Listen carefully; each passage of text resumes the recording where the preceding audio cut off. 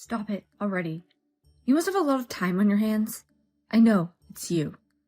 Every day, someone calls me in silence. But that day, I'd reached my limit, and I started talking non-stop like a machine gun.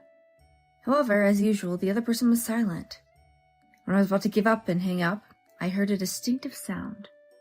It was the sound of our clockwork clock at home. It was faintly audible from the other end of the phone. If it was you, after all, the clock at home just rang. You're probably laughing with your mistress about me. Don't mess with me. I said, then hung up the phone forcefully, convinced that it was my husband. I told the children to come home right away. I had been escaping from reality, but I finally went home to comfort my husband. My name is Margaret. I'm a housewife who will be 65 soon. My husband Richard, who's a year older than me, and I have been happily aging together as we promised through thick and thin. We will soon celebrate our 43rd wedding anniversary. Richard was a quiet person who didn't express his opinions much. In contrast, I was talkative to the point of being called someone who talks incessantly, and it was always noisy. Richard would listen to me without complaining. He was a very kind person. The balance between our stillness and movement was just right, which was probably why we've been together for so long until this age. We had a son and a daughter, but they're already married and have left home. They had both found good partners, and we have grandchildren. Richard and I had nothing to worry about. But there was a thing I was worried about, which was my beloved mother, who was about to turn 93 and lived in the countryside. My father passed away in an accident when I was in my teens, and my mother, who did not remarry, worked hard to raise me and to go to college. I could never thank her enough, and I respected her so much. As an only child, I wanted to bring my mother here and to live with her. However, my mother would say, "I don't like the city because it's noisy. I prefer to live freely in the countryside." She'd been gently rejecting my offer to live with me whenever we talked on the phone. After our kids left home, I found every month to go to the countryside with her for a few days. Recently, my mother had started showing signs of dementia, so I made sure to go back at least once a month. However, considering the cost of transportation and my own physical strength, it was becoming increasingly difficult to do so. But my mother was still healthy for her age, which was a relief. However, one day my mother called me, which was unusual. "I'm really sorry, Margaret." My mother continued apologetically. Apparently, she had apologized while doing yard work and ended up tripping and breaking her hand. Luckily, it was her non-dominant left hand, so she could still carry on with her daily activities without any problems. She just wanted to let me know to make sure I wasn't too worried. After making sure she wasn't hurt anywhere else, I told her I would be coming home soon and hung up the phone. When I told Richard, who had just returned home, about my mother's broken hand, he immediately said, "That must be tough for her. Forget about me, why don't you go stay with her until at least the cast is taken off?" He was worried about my mother, and I thanked him many times. The next day, I made some freezer meals for him and packed my bag, and hurried to my mother's house. She was surprised to see me, but I could tell she was relieved. She had never broken a bone before, so she was probably a little anxious. When I told Richard's message to her, she teared up.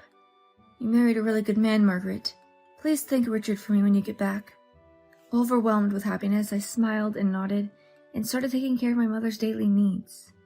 Before long, her cast was taken off, and even the doctor was surprised how quickly her bone had healed. My mother, who always bragged about her health and strong body, seemed to be right, and I was impressed by her resilience. I left her to the caregiver, whom I always asked regularly, and decided to go back home. At my home, after a long time, tiredness overwhelmed me all at once. Then Richard returned home. I lay down on the sofa to take a little nap. While having dinner with Richard, I talked about my mother, but I felt something was off. Richard's attitude was somewhat distant, which he had not done before. Even during the meal, he looked at his smartphone enthusiastically, and his mind seemed absent even when we talked. I thought he would never do such a thing as cheating, but I felt there was something strange about him. Still, I was more concerned about my mother. But even after several days, his strange behavior did not stop, but rather increased. He would go out without saying anything early in the morning and not come back until late at night.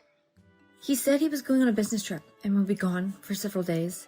And to top it up, he started saying, "Why don't you go back to your mother's? I'm worried about her." Gradually, the discomfort in me turned into distrust and continued to grow.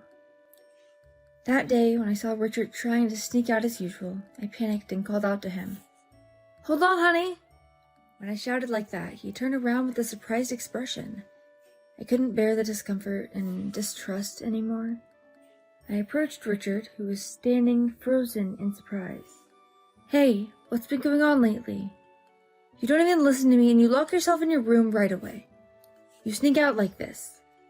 Just stop being silent all the time. If there's something, tell me." Without giving him a chance to answer, I snapped at Richard like a machine gun. He looked at me in astonishment, but remained silent. So I also stayed silent and looked at him. Then Richard, who had been listening silently, sighed deeply, and he glared at me. "I've had enough. I can't take it anymore. Listen, Margaret, I have a mistress, and I'm going to spend the rest of my life with her, quietly. Please divorce me. A noisy, nagging woman like you is a nuisance." Richard said all of that to me at once and took out the divorce papers in his bag and thrust them at me. I was surprised, perplexed, and bewildered. All I could say was, "Huh?" With my mouth open, I alternately looked at the divorce papers with Richard, who was glaring at me. Then he spoke as if to release all of his pent-up frustration. "You are really noisy. Can you be quiet for a little bit? I come home tired every day from work and have to listen to your noise. You're more suited to taking care of the elderly in the countryside. Come on, sign here and go back to the countryside quickly." I could only look at Richard in disbelief. His outline was gradually trembling and blurring. "The noise? Elderly in the countryside? Is this what I get for being together with you for over 40 years? My voice was shaking, and the usual machine gun attack was not functioning at all. It turned out that Richard was appearing blurry, and because I was crying. With tears overflowing, I was gazing at him. He looked at me, seemed to be choked up, but quickly turned his face away. Then he took out a pen out of his bag and said, "Margaret, sign this." Richard spoke in a cold voice, but I could no longer stand, and broke down in tears. We've been together for over 40 years, and it's the first time I've heard his voice like that, causing me to burst into tears. Perhaps he didn't want to give me any opportunity to think, so he handed me the pen and urged me to sign the divorce papers. I no longer had any energy in me left to resist. As instructed, I signed the papers, and Richard quietly snatched the divorce papers away from me, then left the house, ignoring my crying. I crouched down for a while, before slowly standing up, and I packed the essentials before leaving the house I'd lived in for over 40 years. I never dreamed that life with Richard would end like this. I never doubted that we would grow old together. I almost started crying again, but I gritted my teeth. I just want to see my mother in the countryside as soon as possible. She was surprised to see me arrive without any notice, but she must have sensed something different about me. Without saying anything, she made me a cup of hot tea, which warmed my chilled body, and I felt comforted by my mother's kind gaze. Tears flowed from my eyes again, and through my sobs, I told her that Richard had asked for a divorce, that I had signed the papers, and that I had been kicked out of the house. My mother nodded and listened intently. Her wrinkled hand rested on mine, and she said, "Margaret, you must be exhausted. Rest for a while. If the weather is nice tonight, we can go pick up some apples in the mountains, like the old times. You love those apples. Let's get plenty." Overwhelmed by my mother's kindness, I cried out and hugged her. Despite her body being smaller when I was a child, her immense was as strong as it ever was. At that time, the old-fashioned phone in my mother's house rang. Instead of me, who stiffened at the sudden sound, my mother answered the phone unsteadily, but it seemed to have been cut off. I was surprised at myself for expecting that it was a call from Richard, asking me to come back. I held my breath and stared at the phone, but then saw my mother coming back unsteadily. It occurred to me that I could be taking care of my mother without worrying about anything else. After all, I had been taking care of someone else's needs all this time, and maybe it was the first time God had given me the focus to just do it on one person. With that thought, I nodded to myself several times. Fortunately, my mother had her pension, and we were not struggling financially. I knew I needed to talk to Richard eventually, but it was impossible at the moment. We both decided to calm down a bit, so I decided to escape reality for a while and contact my kids when things settled down.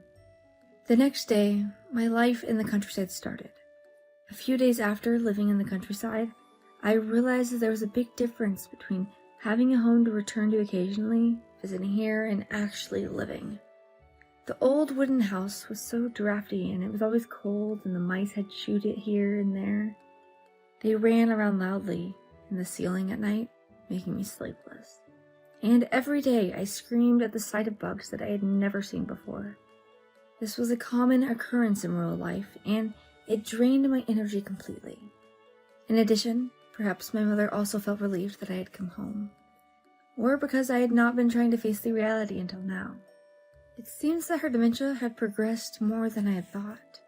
She would always ask me the same thing, repeatedly throughout the day. She watched TV at a high volume. My stamina was always being depleted, and on top of that, the boiler was old and it was difficult for me to get hot water. If I had been on vacation, I would have gone to a spa or eaten out. Using as little hot water as possible and not doing much housework, but when it came to everyday life, it couldn't be helped. Doing housework with ice-cold water was normal, and it was a struggle just to go grocery shopping. With only vegetables grown in the garden, we couldn't eat well, and I was feeling more and more miserable. I was losing weight rapidly, and I had just reached my body's limits both physically and mentally. Something happened that was like a final blow. Ring, ring. Once again, the phone was ringing today. Silent calls have become more or almost a daily occurrence, but this was the 5th time just for today. The cause of my weight loss was not only due to the hardships of living in the countryside and taking care of my mother, but also due to these silent calls. I yelled towards my mother in the living room, "Mom, I'm doing the dishes, so can you please answer the phone?" Finally, responding to my repeated calls, she slowly got up to walk unsteadily, then answered the phone. But as usual, it was silent and hung up after a while. No matter what my mother or I said, the calls were always silent and hung up, but it was a cycle that made me nervous and irritated every time. I was so angry that I suggested we replace the phone with the latest model to prevent pranks, but she just shook her head. "The phone is enough for me, and I don't have much time left, so it would be wasted to buy a new one. Besides, I wouldn't even know how to use a new one. Margaret, if you worry about that, they'll get tired and eventually stop calling." She didn't seem to mind much because she's hard of hearing, but I still wasn't used to it, so I was nervous every time. I was convinced that this silent phone call was definitely Richard's harassment. Does he hate me and my mother that much? I hated the joy of taking care of my beloved mother. It was turning into frustration. What was my married life like to be treated like this? Thinking of that made me feel pathetic and frustrated and mentally cornered. One day, as usual, the phone rang loudly. I gathered my courage and picked up the phone, then yelled to the person on the other end, "Stop it already. You must have a lot of time on your hands. I know it's you." Lately, I'd been answering the phone on purpose and fighting back, speaking nonstop like a machine gun. But, as usual, the other person remained silent. Just when I was about to give up and hang up the phone, I heard a distinctive sound. It was the sound of our clock at home. It was faintly audible from the other side of the phone. "It was you, after all. The clock at home just rang. You're probably laughing with your mistress about me. Don't mess with me," I said, then hung up the phone forcefully, convinced that it was Richard. I immediately told my kids that I had divorced their father and asked them to come to my house. I had been, in reality, avoiding it, but now I was going to face it and confront Richard. I headed towards my home, ready for battle, and opened up the front door in combat mode. I went straight to the living room, but Richard was nowhere to be seen, and I was taken aback. Worried that he had escaped, I checked each room one at a time. When I opened the bedroom door, I saw a blanket with someone underneath it. "What the hell do you think you're doing?" I thought he was with his lover, so I pulled the covers off with all my might. Then there was Richard, lying thin, emaciated. He smiled at me happily and said, "Margaret, welcome back. I'm sorry." I was so surprised that I couldn't find any words. In fact, Richard had been given a terminal diagnosis. The treatment which was expensive and uncertain, would have taken up a lot of time and effort, so he'd be struggling alone and decided not to undergo it. He had been going out secretly just to go to the hospital. He knew that if he had told me he was sick, I would have tried harder, so he had deliberately given me a divorce ultimatum and asked me to focus on taking care of my beloved mother instead. It was Richard's almost consideration for me, who was already struggling with my mother's care. But he became lonely, and when he was alone, he just wanted to hear my voice, so he kept making those silent phone calls. "Why don't you ever tell me important things?" I asked, holding Richard's thin hand and crying. "Because you're better at talking, so I leave it to you. That's how we've spent our time together, right?" Richard said with an awkward wink and smiled peacefully. "Margaret, I thought I had prepared myself for a lot of things, but it's weird. I couldn't submit the divorce papers." Richard whispered, and I said to him, "That's only natural. After all, you love me, don't you?" After that, we discussed the future plans with our kids. We decided to never sell the house and use the money for Richard's treatment.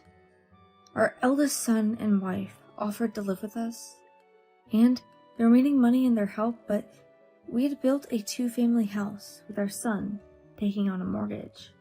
We also invited my mother, with the help of our daughter-in-law and a caregiver.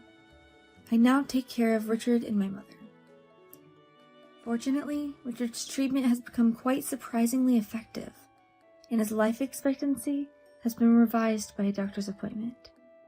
On our way back home from the hospital, he smiled at me and said, "I guess we can overcome anything if we work together as a family instead of struggling alone."